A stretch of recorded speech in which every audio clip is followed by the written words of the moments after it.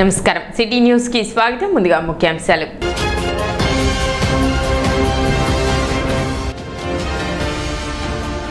సాక్షి మీడియాలో అమరావతి మహిళలపై చేసిన అనుచిత వ్యాఖ్యలకు నిరసన వ్యక్తం చేసిన తెలుగు మహిళలు.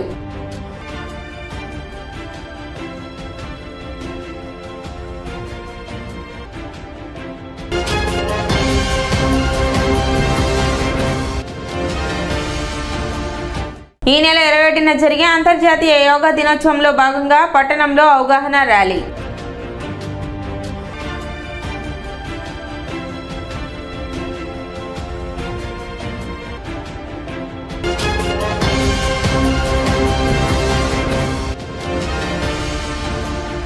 దుగ్గిరాల కోల్డ్ స్టోరేజ్ అగ్ని బాధిత పసుపు రైతులకు నష్టపరిహారం చెల్లించాలని కోరుతూ సబ్ కలెక్టర్ కార్యాలయంలో వినతి పత్రం అందజేసిన రైతులు.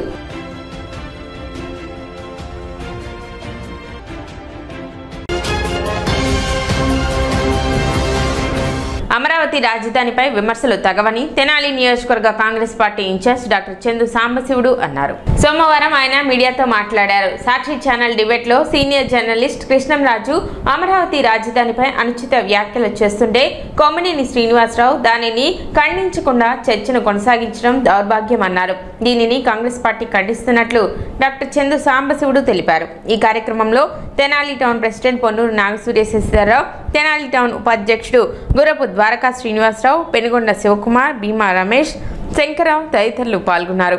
మొన్న సాక్షి లైవ్ ఛానల్లో మన ఆంధ్రప్రదేశ్ రాష్ట్ర రాజధాని అమరావతిలో ఇది దేవతల రాజధాని కాదు, వేశ్యల రాజధాని అని ఒక విలేకరి జర్నలిస్టు కృష్ణరాజు మాట్లాడటం, దాన్ని ఖండించకుండా ఉండటం శ్రీనివాసరావు అతను కొమ్మినేని శ్రీనివాసరావు, ఇది చాలా దౌర్భాగ్యం. దాన్ని పూర్తిగా మేము కాంగ్రెస్ పార్టీ తరఫున మా వ్యక్తిగతంగా అందరి తరఫున ఖండిస్తున్నాం.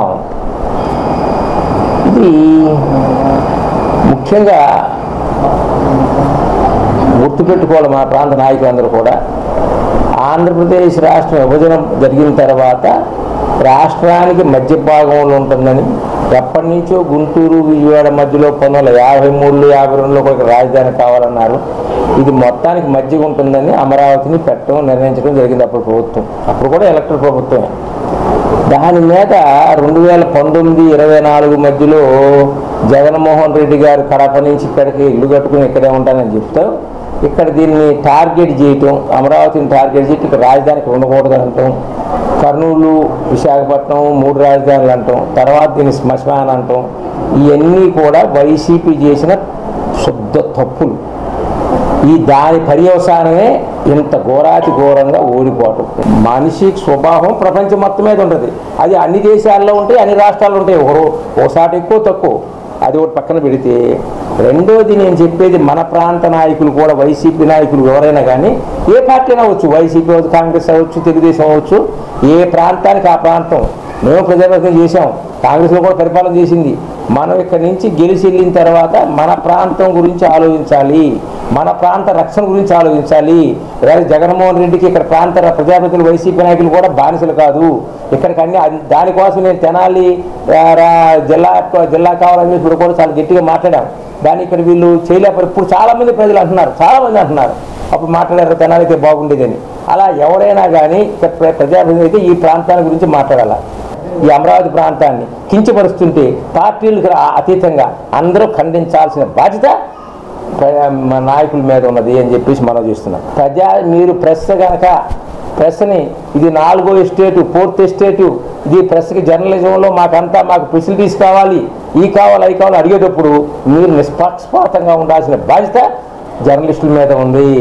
తర్వాత ప్రెస్ కౌన్సిల్ ఆఫ్ ఇండియా అక్కడ ఉంది కదా, మొత్తం దేశాన్ని మొత్తానికి, అది కూడా చూసుకుంటూ ఈ పెయిడ్ వార్తలు కానీ, ఈ పార్షియాలిటీ పక్షపాత వైఖరిని వచ్చేటువంటి ఈ ఎలక్ట్రానిక్ ప్రింట్ మీడియాని కంట్రోల్ చేయాల్సినటువంటి బాధ్యత ప్రెస్ కౌన్సిల్ మీద ఉందని చెప్పేసి ఇంకొకసారి మనం చూస్తూ ఈ నెల 21న జరిగే అంతర్జాతీయ యోగా దినోత్సవాన్ని విజయవంతం చేయాలని మున్సిపల్ చైర్పర్సన్ తాడిపోయిన రాధిక విజ్ఞప్తి చేశారు. తెనాలి పురపాలక సంఘ పరిధిలోని అంతర్జాతీయ యోగా దినోత్సవం పురస్కరించుకుని మే 21 నుండి జరుగుతున్న యోగాంధ్ర కార్యక్రమాలలో భాగంగా సోమవారం రజకపేటలోని ఐలమ్మ పార్క్ నుండి సత్యనారాయణ టాకీస్ వరకు యోగాపై అవగాహన ర్యాలీ నిర్వహించారు.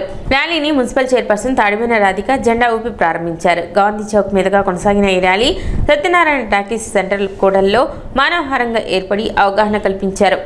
ప్రతిరోజు ఈ యోగా కార్యక్రమాలు ప్రజలందరూ కూడా సజీవం చేసుకోవాలి. అలానే ఈ భారీ ర్యాలీతో ఈరోజు మన రచిక చెరువు దగ్గర నుంచి సత్యనారాయణ పార్క్ దాకా భారీ ర్యాలీతో చేయటం జరిగింది. ఈ రోజున ప్రతి ఒక్కరూ యోగా అనేది 24 గంటల్లో ఒక 40 నిమిషాలు ఒక యోగా అనేది మీరు చేస్తే మన మనసుకు కూడా ప్రశాంతత ఉండదు, అలానే మన ఆరోగ్యం కూడా మెరుగుపడుతుంది. కాబట్టి ప్రజలందరూ కూడా ఇలా ఈ యోగాకి ఒక టైం కేటాయించి పొద్దున్నే మార్నింగ్ 6 నుంచి అలానే 7 వరకన్నా మన ప్రశాంతత కోసం మన ఆరోగ్యం ఇంకా మెరుగుపడుతుంది. కాబట్టి ప్రజలందరూ ఇవి చక్కటి అవకాశాన్ని సద్వినియోగం చేసుకోవాలి.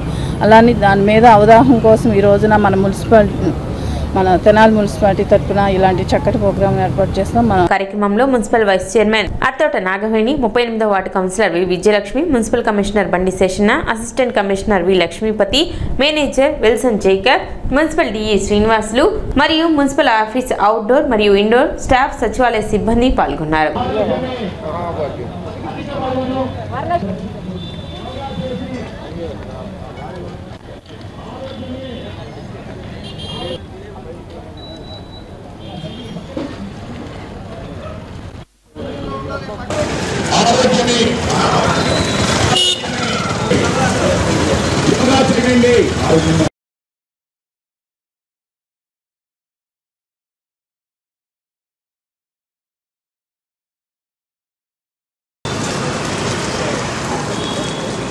ఆరోగ్యమే చేయండి, యోగా చేయండి, యోగా చేయండి, యోగా చేయండి, ఆరోగ్యమే.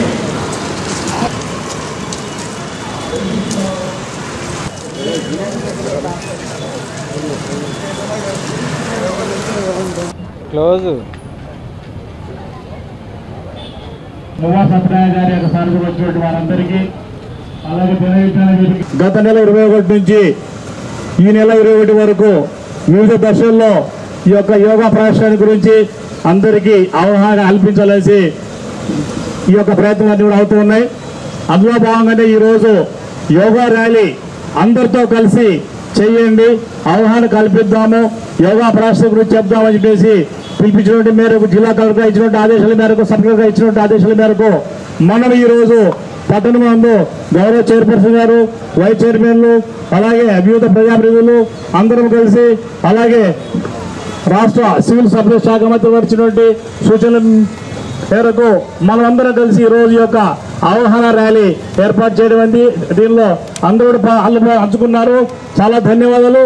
అదేవిధంగా జూన్ 21వ తారీఖున జరిగేటువంటి బ్రహ్మాండ యోగా కార్యక్రమంలో ప్రతి ఒక్కరు కూడా పాల్పంచుకొని ప్రతి ఒక్కరు కూడా ఇన్వాల్వ్ అయ్యి ఆ యొక్క యోగా ప్రదర్శనాన్ని ప్రతి ఒక్కరికి తెలియాలి. అదేవిధంగా మన పట్టణం నుంచి కూడా విశాఖపట్నానికి వెళ్ళి అక్కడ యోగా కార్యక్రమంలో పాల్పంచుకునేటువంటి వాళ్ళు కూడా ఉన్నారు. ఆరోగ్యం మహాభాగ్యం. అందరూ కూడా ఆరోగ్యాన్ని పరిరక్షించుకునేందుకు యోగా చాలా ఉపయోగకరం. ఇందులో భాగంగా పెద్దలందరూ కూడా యోగాసనాలు కూడా వేసి చూపించారు. అట్లాగే మనం ఈరోజు రజిక చెరువు నుంచి ఇక్కడ సత్యనారాయణ టాకీస్ దాకా ర్యాలీ నిర్వహించాం. రాబోయే మన జూన్ 21న యోగా డేని కూడా అందరూ మన తెనాలి పట్టణ మండల ప్రజలందరూ పాల్గొని దిగ్విజయం చేయాల్సిందిగా కోరుతున్నాం. అమరావతి మహిళల పట్ల సాక్షి మీడియాలో అనుచిత వ్యాఖ్యలు చేయడాన్ని నిరసిస్తూ తెనాలి నియోజకవర్గ తెలుగు మహిళల ఆధ్వర్యంలో నిరసన కార్యక్రమం నిర్వహించారు. స్థానిక టీడీపీ కార్యాలయం వద్ద సాక్షి పేపర్లను దగ్ధం చేసి నిరసన తెలిపారు. అమరావతి మహిళలపై అనుచిత వ్యాఖ్యలు చేసిన కృష్ణంరాజు, కొమ్మినేని శ్రీనివాసరావులపై తక్షణమే చర్యలు తీసుకోవాలని డిమాండ్ చేశారు.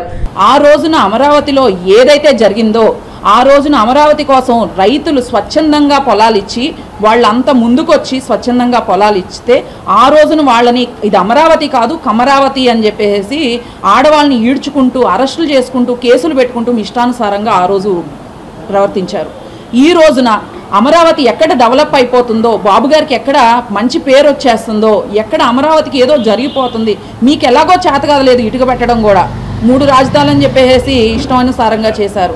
అలాంటి అమరావతిని ఎక్కడ మళ్ళీ ఆయన మంచి స్థానంలో నిలబెడతారో, ఆయనకి ఎక్కడ పేరు వచ్చేస్తుందని మీ ఇష్టానుసారంగా నోరు అదుపులో పెట్టుకోకుండా మరొక్కసారి ఆడవాళ్ళని వేసేలంటూ నీ సొంత ఛానల్లో, పైగా ఆ సొంత ఛానళ్ళకి సాక్షికి వేదికగా సీఈఓగా ఉంది కూడా ఒక మహిళే భారతీరెడ్డి గారు. దీన్ని నిజంగా మీరు ఖండించాలి. మీరు ఎందుకు ఖండించలేకపోతున్నారు? దీని గురించి మీరు ఎందుకు మాట్లాడలేకపోతున్నారు? కృష్ణంరాజు గారు క్షమాపణ చెప్పడమే కాదు, ఆయన మీద కూడా హోంమంత్రి గారు కానీ కూటమి ప్రభుత్వం కానీ తక్షణమే చర్యలు తీసుకొని వాళ్ళందరినీ అరెస్ట్ చేయాలి. కార్యక్రమంలో తెనాలి నియోజకవర్గ తెలుగు మహిళలు పాల్గొన్నారు. జగన్ గారి గవర్నమెంట్లోనూ అలాగే విర్రవీగారు, ఇవాళ కూడా అలాగే మాట్లాడుతున్నారు, అనుచిత వ్యాఖ్యలు చేస్తున్నారండి మహిళల్ని. ఇవన్నీ మేము ఖండిస్తూ తెనాలి నియోజకవర్గం నుంచి మహిళలందరము ఈ ప్రెస్ మీట్ని నిర్వహిస్తున్నామండి. వాళ్ళ ఇంట్లో కూడా ఆడవాళ్ళు ఉన్నారండి. అది ఆలోచించుకొని ప్రతి ఒక్క మగ మనిషి ఈ అనుచిత వ్యాఖ్యలు చేయకుండా ఆడవాళ్ళని గౌరవిస్తూ మన సాంప్రదాయాలను గౌరవిస్తూ ముందుకెళ్ళాలని ఈ విధంగా కోరుకుంటున్నామండి.